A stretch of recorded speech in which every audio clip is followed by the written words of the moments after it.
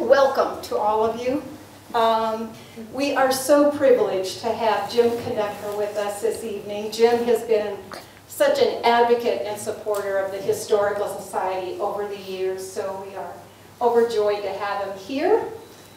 And before we begin our lecture, just an update on where are we on the Oppenheimer house. We still need over $1 million, so if you'd like to leave any money with us, we have it. We're still working on phase 1, which is the primary need is fixing the electrical so you're not shocked every time you plug in something, and also fixing the foundation. In order to fix the foundation, we have to take up all of our beautiful wooden floors. Hopefully they will come up easy so we can reuse them. They then have to dig out a couple of feet of dirt. Then they will pour stem wall around the living room, 3 walls across to the study, and then 2 sides of the Oppenheimer bedroom. Keeping in mind right now, there is a portion of the Oppenheimer bedroom with no foundation, so kind of important. We also will be putting in 6 to 8 helical piers in order to support the floor. Part of the reason for having to do so much work, this will become an extension of our museum. It will be the museum that tells the story of J. Robert Oppenheimer, and with the kind of traffic that you have with visitors, we need to make sure that that foundation is secure. The plans for all this were completed in December. With the holidays, the plans had to be presented first to the community development group at the county. They're still there. They created more forms to fill out, which we filled out. Anyway, we're waiting for their approval. And then we get to finally take them before the county, get their approval, then we can go through the usual permitting and bidding process. So, more patience, but that's where we are with the house. A couple of additions to our lecture series this year. In April, we will be having Nancy Bartlett speak. She is going to be talking about Deke Parsons, continuing with our theme about Oppenheimer's neighbors. And then in May, Heather McClanahan is coming, and she's going to talk about the women on Bathtub Row. So that will be the addition to our lecture series. Nice. So going with our theme this year, where have we been in the neighborhood? We started with Alan Carr telling us about the British mission, and they were located right outside the door here at the chief mechanic's house. And later, Robert Bacher, Oppie's very good friend and colleague, moved into that house. Then we had a very interesting lecture about the spies, and the very notorious one, Klaus Fuchs, who lived right over there in the big house, but babysat for the Bachers, and also babysat for Deke Parsons, right across the street from the Oppenheimers. In November, we had Bruce Held with his background working with the CIA. He knew a lot that the rest of us did not know, and he talked about the atomic energy security hearings that revoked Oppie's clearance. Little did we know that in only a couple of months, we would have seen the nullification of that. And so that brings us to this evening. Oppie would not have been able to do all that he did without his counterpart, the one and only General Groves. And so our speaker this evening is, I now turn it over to Christina Hibb, our Vice President, who will introduce Jim for you. Thanks, Sherry. Yes, luckily it's not me. So I do have the pleasure, as Sherry mentioned, of introducing James Kunetka to you all, which I'm guessing a lot of you in the room may have heard Jim speak at one of our previous lectures. He's always fantastic. I had the opportunity this evening to learn a little bit more about Jim, which is really fascinating. Like myself, he's a history major. Yay to the history majors in the room, if there are any. Yay. And I think it's really fascinating that he's written both nonfiction and fiction genre, but very much based in Los Alamos. So that's just a really broad base there. And James and I were chatting about his background, because if you read the bio before you came, it mentioned that he grew up in Los Alamos. Well, what really happened is his father came here in 1948, as we mentioned, to work in Z Division. Got that right? I work at the lab still, so the acronyms still get to me. Came to work in Z Division. James would have been about 4, so he doesn't have a lot of memories of that time on the Hill, but he was mentioning that, you know, just after they moved Z Division down to Sandia and their family moved down there, they came up a couple of times to visit. And so the impressions of somebody who was 5 or 6 years old in like 1950 or 51, coming up the hill, seeing the guard tower at the top of the hill, seeing the scary drive up the hill, which some people think our drive is scary now, and then just having that connection of the past all the way through to today and seeing the town, and then using that, you know, impression of what he remembers and then diving deeper into the history and writing these great books is really fantastic. And I love the title, The General and the Genius, so I try to predict where this talk is going to go tonight on whether they're friends or foes, but I think I'll leave that to James to let us know. So, thank you. Everybody, James Kunetka. I'm going to turn on the computer. No, I don't need that. Thank you very much. Thank you for the very kind welcome. I have one little piece of business to perform, because over the years I've been the beneficiary of many people here who have taken the time to teach me, to share with me their memories. And one is here tonight, and I just want to signal, John Hopkins, where are you? Can you just raise your hand? I adore this man. Is the mic on? It's not on? Okay, where's our tech person? In your pocket. It's on. Yeah, it's red. Well, do you know anybody know how to do this? No, we just have to move it. Okay. There you go. Yeah. All right. Okay, is this better? Modestly better. All right. Well, ladies and gentlemen, tonight we are on the edge of a significant historical anniversary. In just a few weeks, it will be April. And in April, 80 years ago, it was the first full operational month of Project Y, the Los Alamos Laboratory. In early April, the lab hosted a series of lectures featuring all the prominent speakers for their new staff. It was the beginning of an extraordinary venture. And as we celebrate that, we then have to celebrate the 2 people most associated with this institution during the war. So tonight, I am here to talk about Robert Oppenheimer and General Richard Groves. Were they friends or foes, or were they unlikely collaborators? I'm going to answer that, but before I do, I have to watch this so I can click on the key here. I do want to pose still another more fundamental question. In a few months, a $200 million film is going to hit the theaters. It's called Oppenheimer. I think we all know about it. And yes, it's about the man who helped shape this community more than any other in modern times. A street behind me is named for him. Now, he's the subject of many films. He's the subject of many biographies. He's a central figure in numerous histories, including my own.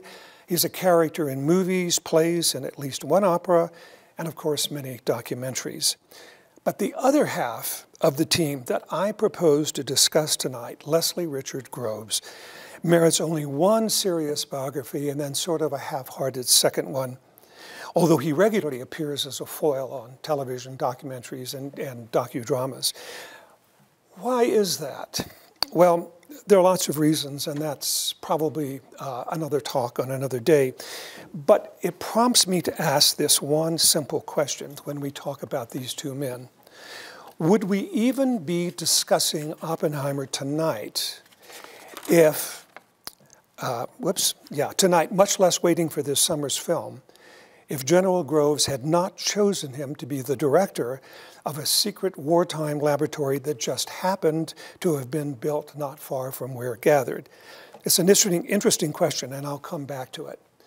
But first, what are these two men to each other?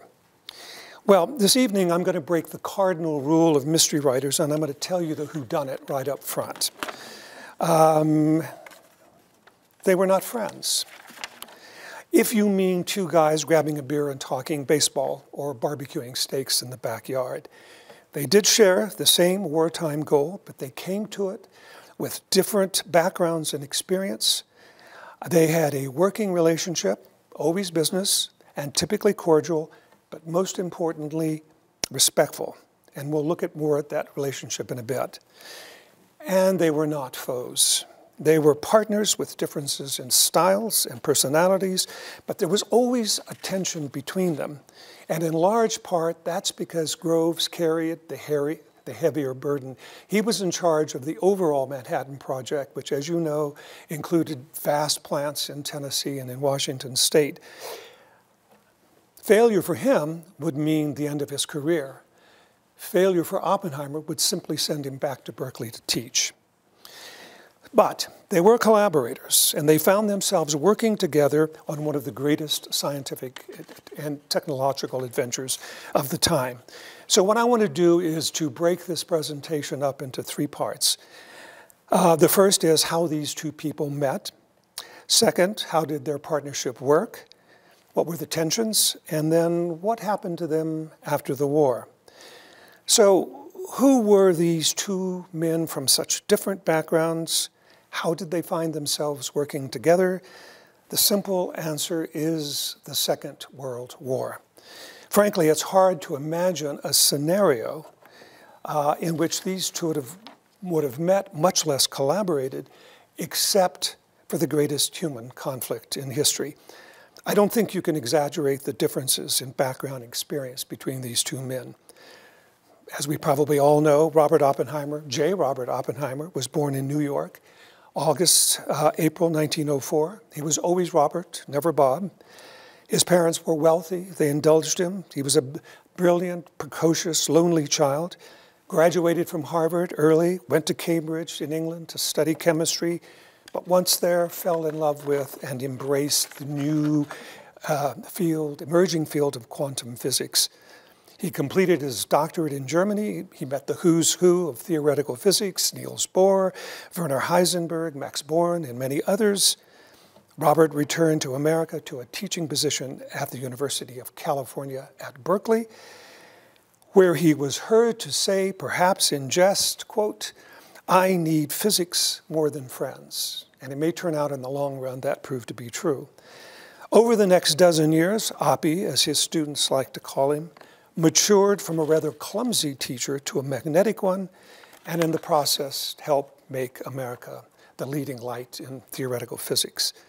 With the discovery of fission in 1938, he became increasingly involved in its exploration, and by 1942, this is a crucial, pivotal year in our story, he was leading a government-sponsored group of university researchers across the country who in various ways were exploring the possibility of creating an atomic bomb.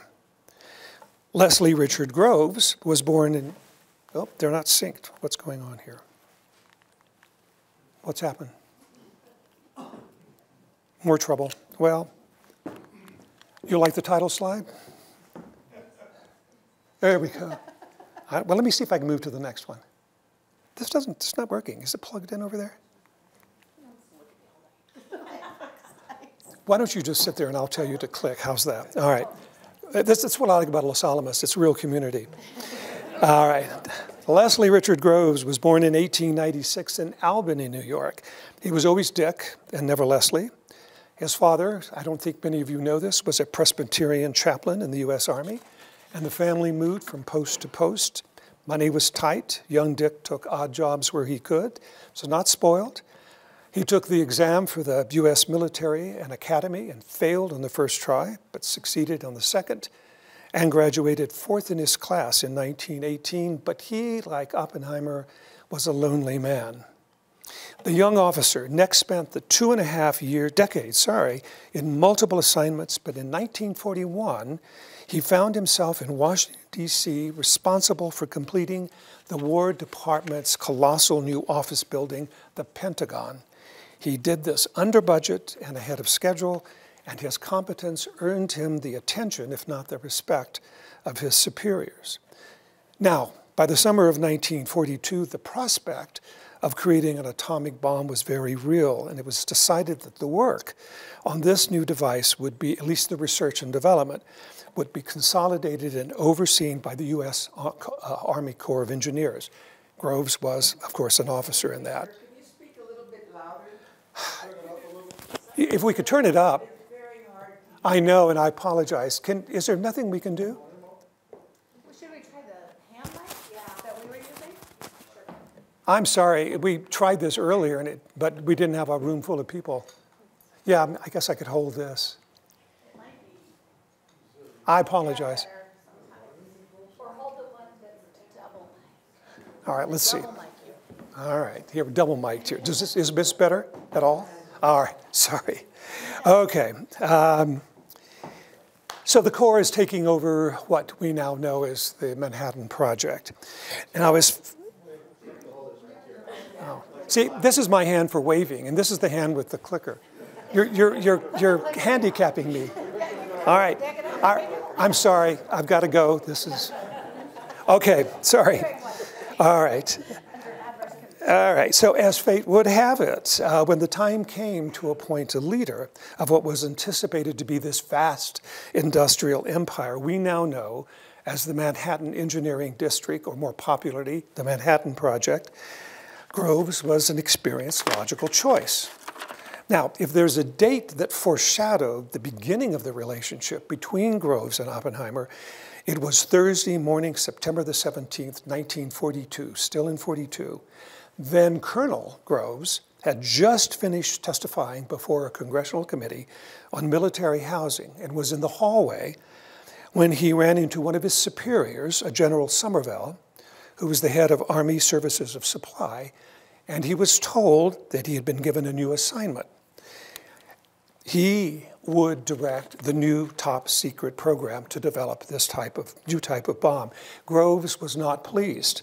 He knew about the atomic bomb project, but he was unimpressed. Moreover, he had been offered an assignment overseas where, as a colonel, he would have the chance of becoming a general. He objected. Somervell cut him off and issued that famous line, "Do this right and it will end the war." On that morning, neither Groves nor Oppenheimer knew of the other, but they would meet for the first time in just a couple of weeks on October the 8th. Whatever his disappointment, Groves threw himself into the job, was promoted to, as foreign, was promoted to Brigadier General, 1 star, at the end of September.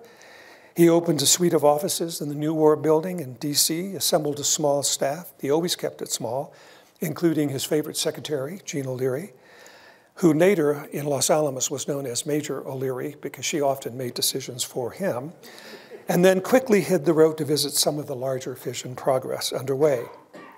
On October the 5th, still 42, he visited the metallurgical laboratory at the University of Chicago, and it was a disaster for both Groves and the staff of the Met Lab. Asserting his authority as general, he offended the scientists. Leo Szilard was present. Here's a message to click. Oh, more click. I didn't click along the way, or they didn't change. That's the war, young Oppenheimer. Keep going. Sorry. The big names, young Cadet Groves, General Groves, Somerville, Jean O'Leary. Ah, there we go. Leo Szilard. Okay, now I'm on deck. You're on? Okay, sorry. Boy, I just want you to know they're not paying me, so you'll feel better.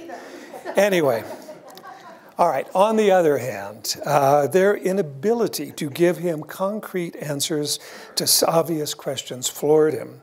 When Groves asked just how much uranium or plutonium was needed for a bomb, they cited a figure. When he asked how accurate this figure was, they said, oh, within a factor of 10. Now, for the man who not only had to build the bomb, but to build the plants to produce the nuclear material, it was an alarming moment. It was like nothing, he had nothing to start with. So, I have to turn the page here. I think maybe if I do it this way, it's better. At the same time, really parallel with this, Groves and his advisors including Secretary of War Henry Stimson, George Marshall, Army Chief of Staff and Vannevar Bush, two of them, just leave it there.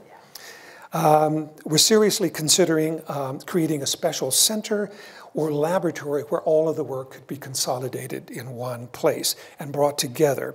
Now, Groves was mulling this idea over as he continued west on his tour. He hit California. He met Ernest Lawrence. Change. This is really difficult here. There's a big bracket here and you can't move. You know, this is really sloppy, Sherry. Next time. Anyway, he met with Ernest Lawrence, who genuinely impressed him. But on the night of October the 8th, so this is the key moment, he attended a party hosted by the president of Berkeley, Robert Spruill. It was a serendipitous moment because it was there that the general met the genius. Forgive the obvious reference to my book, but they hit it off. They talked well into the evening. And when Groves asked many of the same questions he had asked at the Metis Lab, the response was different. Oppenheimer was clear, he was ambiguous, and he was anything but condescending. And when he couldn't give a direct answer, he said so and explained why. The man's extraordinary ability to dissect, to analyze, and to summarize complex problems was on display. It was the kind of talk that Groves was desperate to hear, especially after the visit to Chicago. And that night, Oppenheimer was at his most eloquent and convincing. In retrospect, I think we need to regard this as one of those seminal moments in history when fate and luck and chance conspire to change history in a moment. It changed the lives of these two men who in turn changed the course of history and just happened to deliver an atomic bomb in less than 3 years. A few days later, largely because of his meeting with the general, Oppenheimer was asked to fly to Chicago to join Groves and two staff members on the train to Washington. They met in a single compartment meant for a single person, and they talked throughout the trip. Everything was on the table, including this notion of creating a single laboratory to consolidate research, combine resources, and of particular interest to Groves to provide a tight ring of security around the enterprise.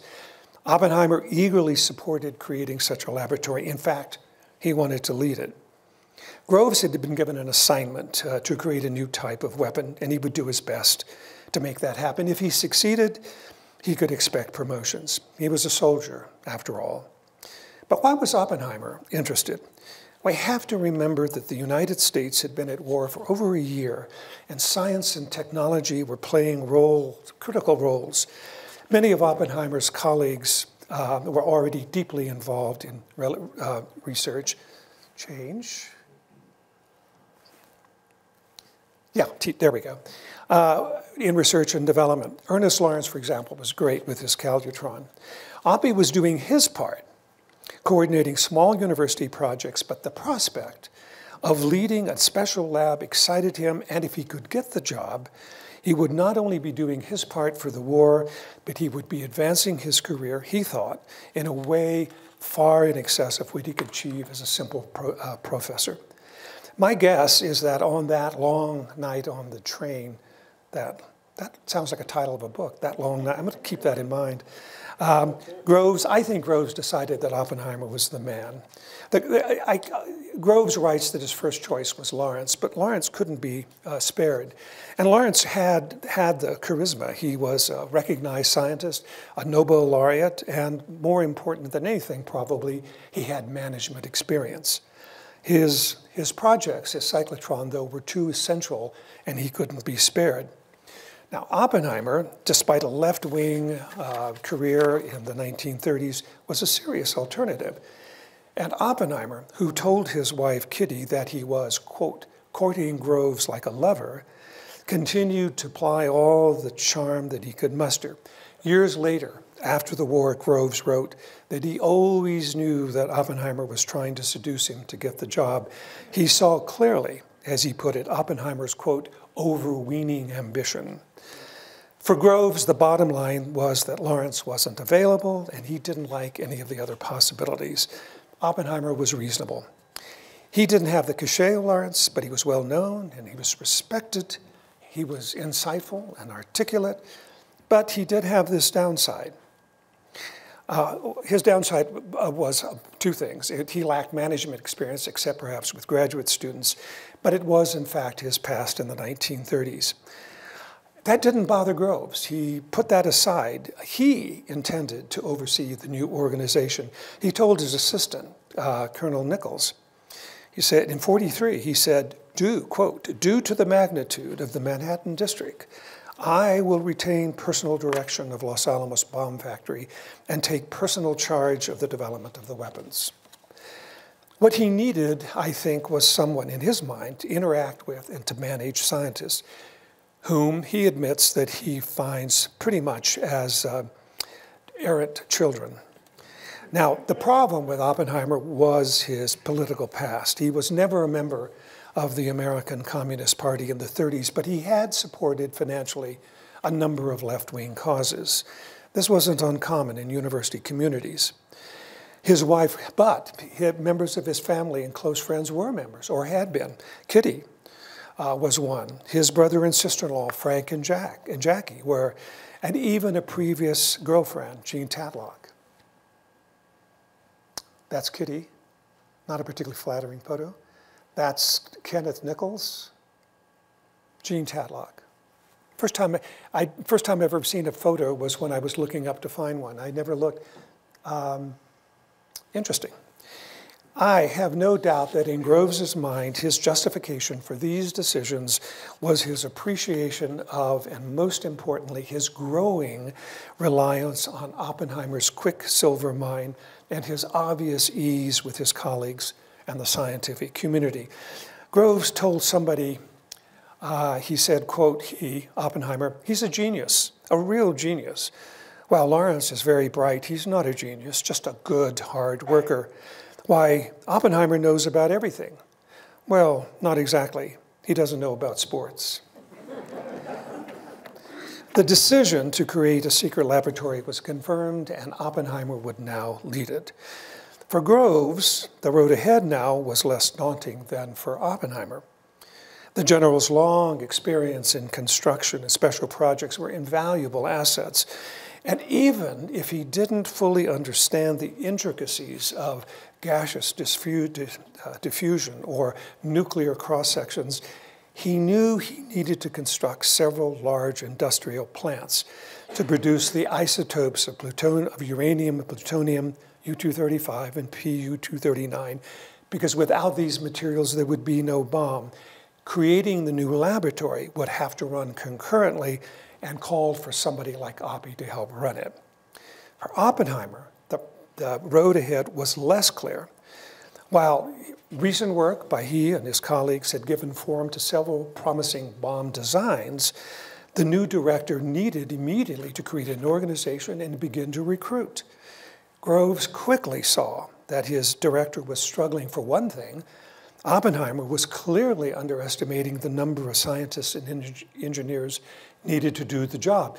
At one point, he said a dozen. Later, he upped it to 100.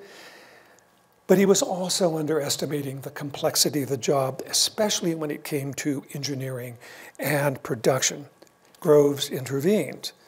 He brought in noted scientist Richard Tolman. There we go. A personal friend of Oppenheimer's to lead a review committee. They recommended not only an organizational structure, but a minimum staff of at least 400 to 500. As we know, that tripled and doubled. I should go the other way around.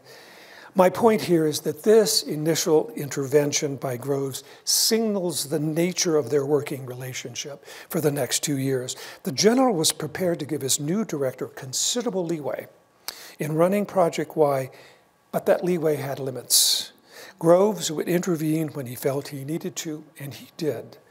Let me give you a few other examples of the kind of issues that illustrate the evolving nature of their relationship. These might seem quaint today, but they had considerable impact on the ultimate success of the new laboratory. One issue that came up immediately was the basic nature of the lab itself, military or civilian. Would it be something like a small university or an army base? Groves himself imagined Los Alamos as a military post with scientific and technical staff in uniform and serving as members of the Army. Oppenheimer would be given the rank of lieutenant colonel, his division leaders, like Bacher, the rank of major. Now, I have to admit, I think you would agree with me, it's a little hard to imagine Oppenheimer in a uniform, except maybe for the pork pie hat. But for Groves, this would ensure security and discipline, two characteristics that he saw lacking at other projects, especially the Mat Lab. Interestingly, Oppenheimer initially went along with the idea. He even had a physical exam at the Army post at the Presidio in San Francisco. Now, rumor has it that he failed, and Groves was forced to instruct the doctor to pass him. I think we move now. But the reaction to this, Oppenheimer wanted to test the idea out, even though he was for it. He talked with, he talked with several key people. Their reaction was immediately negative. Isidore Rabi and Bob Bacher were the first to object. They were appalled at the prospect. Change. Ed McMillan and Louis Alvarez wouldn't come under these circumstances. And they argued, correctly of course, that science couldn't work when scientists couldn't frequently disagree or challenge each other among themselves. How could a private challenge a captain? Oppenheimer was forced to retreat, and it took some effort and compromise to get Groves to go along. The general relented. In the end, Project Y remained civilian, but the lab was located within an Army post and under Army control. Now, I think this says something important about Groves, because he's frequently described as stiff and inflexible, but underneath that rather intimidating facade was a far more agreeable, pragmatic man. Groves also tried to persuade Oppenheimer to keep it an all-male enterprise, with the exception of a few secretaries, nurses, and of course other non-technical support staff. In other words, no wives. Now, this would have been easy if everybody had been in uniform. For Groves, it was a matter of keeping scientists focused on their work and at the same time not having to spend money on housing for families, hospitals, schools, and everything else that goes along with conventional neighborhoods. Once again, Oppenheimer had to challenge Groves and talk him out of it. He argued that it would be impossible to attract the caliber of men and women that were needed at Los Alamos. Another issue emerged, one with greater implications for the way scientists were to work with each other long term. Early on, Hans Bethe, new slide, suggested the creation of what came to be called the colloquium. It's an open forum. I think it still exists today in some form. An open forum that met regularly and one at which scientists could discuss any topic. For example, this meant that chemists might learn about the latest weapons designs and theoretical physicists the results of the latest explosive test. Groves was apoplectic when he heard about it. To him, security could only be achieved if everybody was rigorously compartmentalized. This wasn't unreasonable on his part, but it was contrary to the way that science works. Groves strongly protested, but Oppenheimer stood firm. Another compromise was reached. The colloquium would be open to those individuals deemed to be staff, that is, those with scientific degrees or equivalent experience. Change. And one example is that staff were given special badges, typically white. This one is round. I think other badges are also square from the period, but that looks from the war years. Now, as the war progressed, other issues and tensions arose. Groves quickly realized that among his director's most problematic traits was a reluctance to make critical decisions, especially when it came to personnel. Isidore Rabi, who knew Oppie quite well from before the war, observed, quote, "Oppenheimer was brilliant, but he was not a strong character. He was indecisive and definitely not a fighter. If he couldn't persuade you, he'd cave in, especially to a group of opposition. Groves, on the other hand, could provide him with a strong background." Change. And this is blank. This one should be blank. Oh, no, keep that up. The best example of his indecisiveness was over the relationship of the implosion program. And I suspect that all of you know this is the process by which a small sphere is compressed with explosives. That was one of the 2 or 3 versions seriously being considered. The alternative bomb was a relatively simple device, as we all know. You simply placed, one portion of a nuclear material in one end of a gun barrel and it fired into the other. It was called a gun barrel bomb. That's obviously earned its name. But a young scientist named Seth Nettemeyer saw the potential of using implosion and proposed a project to study it. Oppenheimer agreed, gave him a small staff and a budget, but after a year and more staff and more support, very little progress had been made. But in the meantime, the weapon's potential had grown because by the spring of '44, it was suspected that only the implosion bomb could effectively use plutonium, and there would be much more plutonium than uranium available in the year ahead, and that meant more bombs for the military. Unfortunately, Nettemeyer was not a manager and desperately needed to be replaced.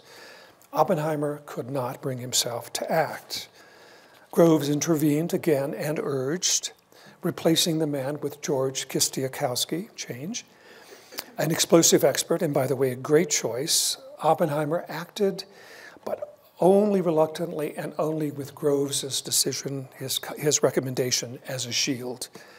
Now, more troubling for Groves was his growing realization in late 1944 that Oppenheimer and the lab were having trouble making the shift from research and experimentation to production.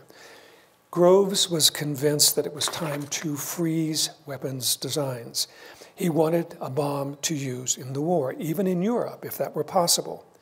To force Oppenheimer to act, he formally authorized such a freeze. In reality, it was a command. Groves made a special visit to the Hill on December the 19th, '44, and ultimately ordered that completing at least one gun-designed bomb, the device most likely to work without a test, had to be available to the military by July 1st, 1945. The implosion bomb, the alternative, which the general had taken to calling the corpulent competitor, we know it popularly as Fat Man, could not jeopardize delivery of at least one usable field weapon. That's how desperate Groves was. Their working relationship was at its most intense and strained in the spring and the summer of 1945. As phone calls and memos from the time revealed, Groves was putting increasing pressure on Oppenheimer not to deliver the perfect atomic bomb, but one that could be used in 1945, even if it was less powerful. Groves himself was under intense pressure. His superiors continued to probe him.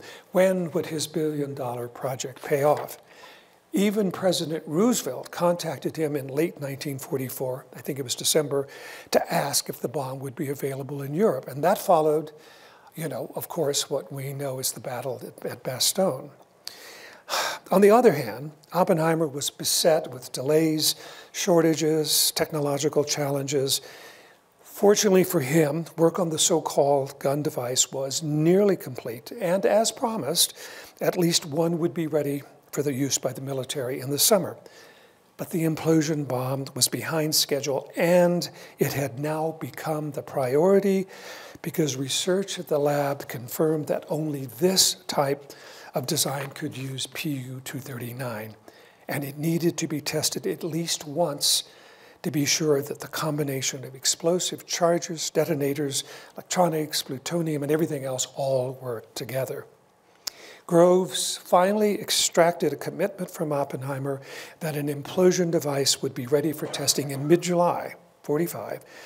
But even when that day arrived, July 16th, 1945, southern New Mexico, Groves was forced to step in and take control.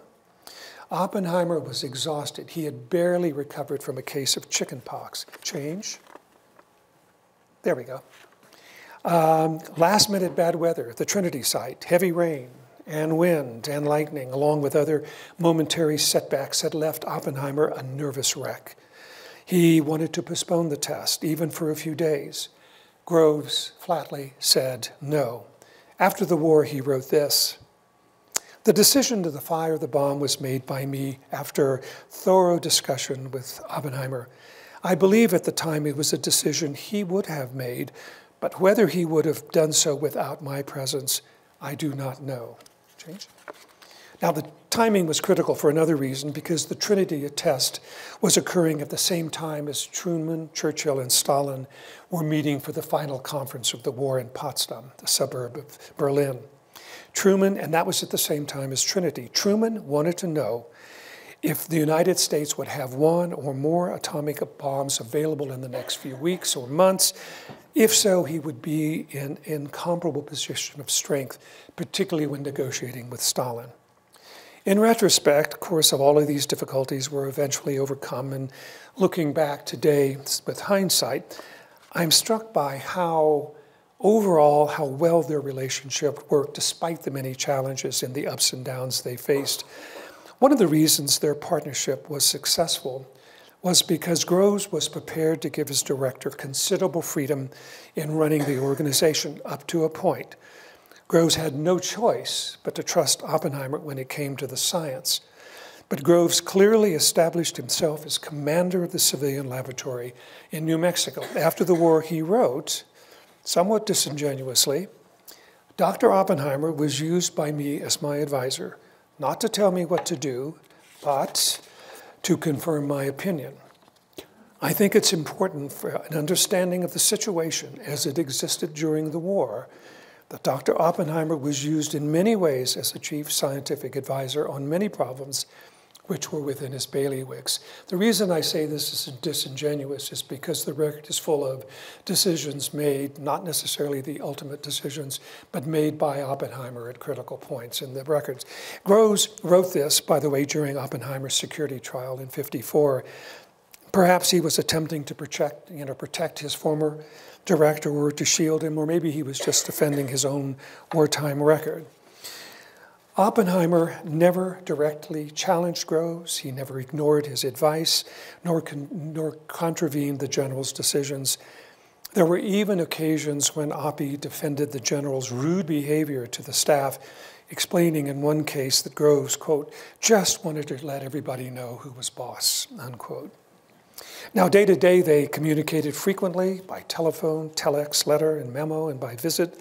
Groves himself wrote after the war, "I saw Oppenheimer on the average of anywhere from once a week to once a month. I talked to him on the phone anytime to 4 to 5 times a day to once in 3 or 4 days. I talked on all possible subjects. I spent a number of for example, on trains traveling when we might be together for 6 or 8 or 12 hours. Again, communication between them increased significantly. Change again. Again? Yes. And the telephone calls, by the way, were carefully transcribed by Jean O'Leary. She was the only other person who had access to the diaries, and they did finally become unclassified several decades ago. I've seen the logbooks at the National Archives, and they're fascinating reading, particularly as the Trinity test neared. You know, I have to admit, as I was looking at the calls, and they literally increase. He mentions 4 or 5 times a day. There were days when there were 10 or 11 calls. I kept thinking as I was reading this, what would have Oppenheimer's life been like had the two of them had cell phones? I can't imagine. It's also interesting to see that despite the tension, Their letters to each other reflect the polite detente they had created between themselves. Letters invariably began with, "Dear Dr. Oppenheimer," and "Dear Dr. Groves." And if Groves was in a good mood or happy with something, he might even begin with, "My dear Dr. Oppenheimer." Now let me pause here for a moment and remind you of the state of the war in 1945. It helps to understand and appreciate the pressure that Groves in particular was under. The Germans had formally surrendered in May, but the fighting in the Pacific was still raging. And this war was going on as Los Alamos was completing weapons and planning for the test at Trinity. The battle for Iwo Jima, for example, began on February the 18th and ended 36 days later. American forces suffered 7,000 dead and the Japanese 22,000. Only 216 Japanese soldiers were taken prisoner, and most of them were wounded. The battle for Okinawa, the worst of the entire war, began on April the 1st, and when it ended on April the 22nd, 12,000 Americans were dead and 36,000 wounded. The Japanese lost 110,000 dead soldiers, and the number of civilians, it was 110, 120. Nobody really knows, but it was in excess of 100,000. Now, these numbers, these dead, dominated military concerns for the full-scale invasion of Japan planned 2 phases. The first phase planned for November of 45, and the second phase in the spring of 46. And I think it's reasonable for them to be thinking that if the atomic bomb could end the carnage without an invasion, thousands, if not hundreds of thousands of lives would be saved, American, Japanese. Change. Okay, here, by the way, is an example. This is not there's an official map which they declassified but it's so dense that you'd never be able to read it. This is somebody's interpretation, but these are Assault 1 and Assault 2. And then once those areas were secured, they were attacked from the other side. It would be a landing force and an event that dwarfed Normandy and D-Day. Now, by the end of July 45, the gun bomb was on its way to Tinian. The test at Trinity confirmed the implosion concept, and a second weapon of this type was on its way west as well. A third Fat Man was already in production. Trinity was an exceptional moment for both men. The success of the implosion device, what the Army called Fat Man, meant that increasing numbers of bombs would be available for the military throughout the fall and winter if necessary.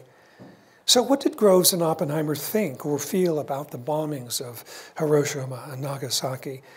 As you would suspect, given the differences in their personalities, the response varied significantly, particularly over time.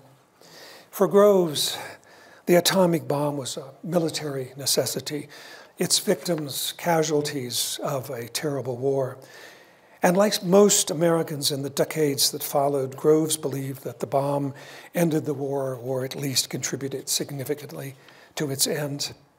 Perhaps the moment that best captures the general's feelings was a meeting in Washington on August the 7th, 1945, the day after Hiroshima. Groves was briefing Marshal Hap Arnold, who was the commander of Army Air Forces, and State Department official George Harrison on the bombing at Hiroshima. Apparently, he was a bit too enthusiastic about the destruction, and Marshall gently reminded him that the success in Hiroshima came at the expense of many Japanese lives. Groves, who was incapable of duplicity, quietly replied that he wasn't thinking so much about Japanese casualties as those Americans who perished during the Bataan Death March. For Oppenheimer, it was more complex. He had strongly advocated for the creation of Los Alamos, knowing full well what it was meant to do. He energetically lobbied Groves to lead it. He recruited many to come and work. And in 1945, he helped select potential targets in Japan, all major cities, and rejected the call to detonate the bomb and as a demonstration for the Japanese. With the end of the war, his focus shifted to the international control of nuclear weapons and a quiet campaign to dissuade the U.S. from a frantic, headlong campaign to build the next generation of weapons without considering the consequences? Was this not the time to pursue an international nuclear arms treaty, he asked. Before congressional committees and public interviews, change please. He seemed to exhibit a growing sense of guilt or remorse. In a meeting with President Truman in October 1945, Oppenheimer, who had come to the White House to discuss the possibility of international control, instead blurted out these famous words that he had, quote, blood on his hands. His progression from advocate to seeming opponent of nuclear weapons baffled many of his colleagues, many of whom had worked with him here in Los Alamos, and understandably it drew the ire of the military and Congress. So what happened to Oppenheimer and Groves after the war? It was not what either man expected, nor was it what they deserved. Oppenheimer resigned as director of Los Alamos in October 45 and returned to Berkeley, but only briefly. He was a famous man now. He was on the cover of popular magazines and affectionately hailed as the father of the atomic bomb. Oppenheimer left Berkeley to become director of the Institute for Advanced Studies at Princeton University. With the creation of the Atomic Energy Commission, the successor to the Manhattan Project, he was named chairman of its General Advisory Committee, a highly influential position. Oppenheimer was at the peak of his power and influence in the 5 years following the war, but during that time he was increasingly dealing with a growingly militant Congress, military, political leaders, and an even American public, all of whom were demanding that the United States maintain its nuclear edge by pursuing larger weapons, including the thermonuclear change. The successful Soviet atomic bomb in '49 ended all opposition. The father of the atomic bomb was sidelined. His once stellar reputation was now clouded by baseless accusations. He was untrustworthy. He was a pinko. He was a Soviet, sympathizer. And of course, as we all know, he was ultimately brought before an AEC commission, administrative hearing in '54 and charged with the commission with, among other things, disloyalty and deliberately trying to stall or kill the thermonuclear program. Unsurprisingly, the commission found him guilty and voted not to renew his top secret clearance. There were appeals that went nowhere. The proceedings were made public, much to Oppenheimer's embarrassment. He withdrew from public life and continued to direct the Institute until his death in February '67. Attending a memorial service was a retired Leslie Groves. General Groves fared little better. He continued to lead the Manhattan Project until January the 1st, '47, when the new civilian agency, the Atomic Energy Commission, took over all responsibility.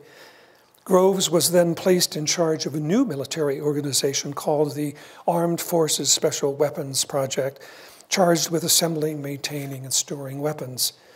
During this time, he received the Distinguished Service Cross and a promotion to Lieutenant General, 3 stars. Both moves were strongly opposed by General Marshall, his boss, not because Groves didn't deserve them, either the award or the promotion, but simply because there were other officers with similarly distinguished wartime careers whom Marshall believed needed to be promoted and honored first. The honors and promotions also rankled Groves's fellow Army colleagues. Now should have, yeah, there we go. On January the 30th, 1948, Groves met with his new superior, Army Chief of Staff Dwight Eisenhower, who had just returned from Europe, who coldly told him there would be no further promotions and presented to him a list of complaints from his fellow officers. Groves resigned the next day. He took a job with Remington Rand, and in the 1960s, he wrote his own account of the Manhattan Project, entitled Now It Can Be Told.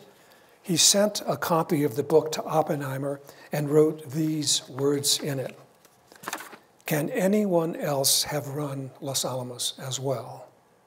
Groves died in July 1970. Now, one last thing before I close. The movie Oppenheimer is due out in July. Christopher Nolan, the talented producer and director, had a big budget for this. Great actors, location shooting here in Los Alamos, expensive special effects. But for me, the question is, how will the film portray Richard Groves and Robert Oppenheimer? Will Nolan avoid many of the stereotypes that have plagued other films in the past? Will we see Groves only as the ruthless, driven Army martinet? Or will the audiences learn of his extraordinary management skills, his talent for picking great staff, and beneath the rough exterior, the surprisingly flexible and adaptable man? Will Oppenheimer be portrayed only as the brilliant but tortured, guilt-ridden dreamer, or a man who displayed surprising talents in a leader of a revolutionary scientific organization, and a man who patriotically served his country for a decade after the war? My hope is that we will be given a balanced, fair interpretation of both men. Change? Oh, that's it. Yeah, there, you can leave it there. From my admittedly biased perspective, I have trouble of thinking of one without the other, but they are two different men. And while they shared and helped shape a tumultuous time, they ended up on different journeys. In the long run, will history remember Oppenheimer and Groves as individuals equally, or as a team? My guess is that Oppenheimer will outlive Groves simply because he has come to represent more than just the atomic bomb. The irony is, as I said in the beginning, that if future generations know of Oppenheimer anything, it will be in large part because Leslie Richard Groves chose him to lead a secret laboratory on a mesa during a period of extreme national peril. Today, statues of Oppenheimer are just on the behind me on the south side of Fuller Lodge. How appropriate, given what both men mean to Los Alamos. They are like a photograph of a moment in time, except in 3 dimensions and frozen in bronze. But perhaps on a morning 80 years ago, the two of them stood together in that exact spot. Groves would have spent the night in one of the nearby buildings before heading for the lodge, where perhaps he grabbed breakfast, a sweet roll maybe. Oppenheimer would have walked from his house at the end of Bathtub Row, past the site of a Pueblo people who occupied the mesa 1,000 years before, and around the lodge where he met his boss. They talked briefly, and then they walked towards Ashley Pond and the guard gate to the tech area. In the 40-plus years that I've been coming to Los Alamos, I always feel here that the past lives uniquely side by side with the present. As I walk around, and I do this all the time, it's hard not to conjure up ancient mesa residents chanting songs, and privileged schoolboys quoting Caesar's Gallic Wars, and young men and women tweaking atoms in army barracks, and of course, of the 2 men outside the lodge, of the statues. This mesa can be a place of ghosts and shadows. What's interesting today is that any visitor, any one of us, can briefly step back in time and retrace Oppenheimer's path, beginning at his house, past the reminders of an ancient people, through the lodge, and outside to the edge of the pond. There, you have to imagine the old tech area, because it's long gone. So are Oppenheimer and Groves. Or are they? Maybe, just maybe, if you pause for a moment at their statues, on a quiet early morning, you might see 2 men walking to where the tech area once stood, both about the same height, but one lean and the other heavy. They are walking into history. Thank you. There we go. Yes, by all means. Is there a second microphone? Okay. Oh, that's right. We have to do this. Yeah. Sorry for the technical difficulties. We'll take a few questions. There's like, John. We learned a different side of Groves' personality when we dedicated those statues out there. Because there were quite a few members of the Groves family and the Oppenheimer family were here for the event. And Gross's daughter was here, and she said, you know, he was the best grandpa. You know, he would hold the grandkids on his lap, tell them stories. So, you know, maybe once he retired, he might have enjoyed life a little more. Well, I hope that's the case. Of course, I remember seeing a YouTube video in which Hitler was noted for his warmth ability for young children. I'm not comparing the two, but anyway, back there. Oh. Some decades ago, I'm sorry to say, there was a series on PBS called Oppenheimer with Sam Waterston. Yes. What did you think of that series and its accuracy? I think actually of the various documentaries and movies, that's really one of the best. And I feel good about saying that because I talked to maybe a half a dozen people who were here during the war, who knew everybody, who had seen the series, and they liked it. They thought, for example, the portrayal of Teller was quite accurate. I'm just passing that along. But I thought it was good, and the nice thing about it, I think it was 7 or 8 episodes. If you haven't seen it, you can see it on Prime. It's available on television. It's really well done, and they take the time to develop the story, so they're not cramming everything into, you know, a 60-minute program or an hour. So, good recommendation. Thank you for a wonderful talk. Thank you. Thank you. You indicated that Groves was viewing the bomb as necessary to prevent the Japanese military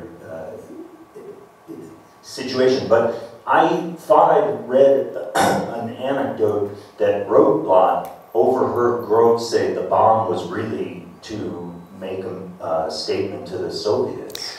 I don't know whether Groves made that statement. That's quite possible. That was very strongly felt by the new Secretary of State under Truman, who felt that now that the Japanese were virtually beaten, that the Russians were the next enemy, the next force to be dealt with. So that would have been considered. You know, I do want to make a point because I think it's interesting. It would be fun to have a whole night to talk about the dropping of the bomb and whether it was necessary or not. There is no final answer, I can tell you. But the point, and fortunately some of my colleagues also agree with this, Richard Rose, for example, the decision by Truman was not yes to drop the bomb, it was no, not to use it. The decision to use the bomb had already been made. That was a given. And it was given by Marshall. There's a famous memo that I believe Marshall issues, you know, you have permission to drop as soon as weather permits. So just to clarify that, Truman would have had to have said, no, we're not going to use it. It wasn't that he had to say yes, because it was already in the works. Yeah, thank you. That was great. My question is, what, if anything, can you share with us about General Groves' relationship with Edward Teller in the pursuit of the H-bomb? Well, remember that Groves resigned in, was it 48, the beginning? So his contact virtually ceased. I think he would have kept up associations. Well, I think there was no doubt in Groves' mind that the thermonuclear was going to be pursued at some point. It was considered as early as the spring conference that Oppenheimer held at Berkeley, I guess, in April of '42. They spent perhaps 2 days sort of working out the theoretics for the fission bomb, but it became clear very early that there was this newer possibility. In fact, even the idea of something like the thermonuclear was brought up, I think maybe by Tolan, maybe perhaps a year earlier. So it was in the works. Groves would have supported it. I think by '48, the Soviets had, defaulted on all of their promises in Poland, and were not pulling back troops, but were increasing their positions there. So, by that was, I think, somebody really or wisely or making a comment said that the Cold War started the day that Hitler invaded Russia. So we're living with that. Well, you guys are easy. Thank you. Thank you very much. It's been a privilege and a pleasure. Oh, one more. I just thought that some of my colleagues from across the canyon in the laboratory appreciate a pithy comment from Harold Agnew, who could always be counted on to come up with a one-liner. He said that Groves, if he were tall and not fat, would be a national hero.